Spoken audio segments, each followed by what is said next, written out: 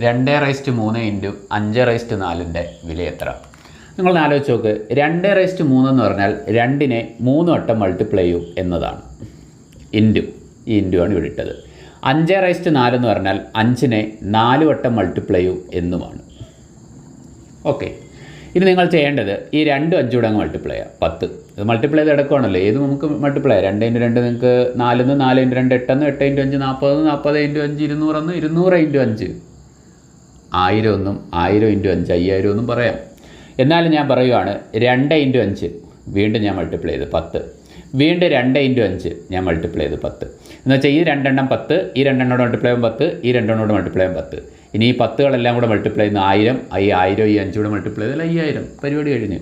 അതായത് 5 ഇൻറ്റു ഈ 10കളെല്ലാം കൂടെ മൾട്ടിപ്ലൈ ചെയ്യുന്നത്. 10കൾ മൾട്ടിപ്ലൈ ചെയ്യുന്നതിന് പകരം എത്ര 10 ഉണ്ടോ അത്രയും 0 അവസാനം ഇട്ട് കൊടുത്താൽ മതി. അതായത് 5 × 10 × 10 × 10 എന്ന് പറഞ്ഞാൽ 5000 എന്ന് ഉത്തരം.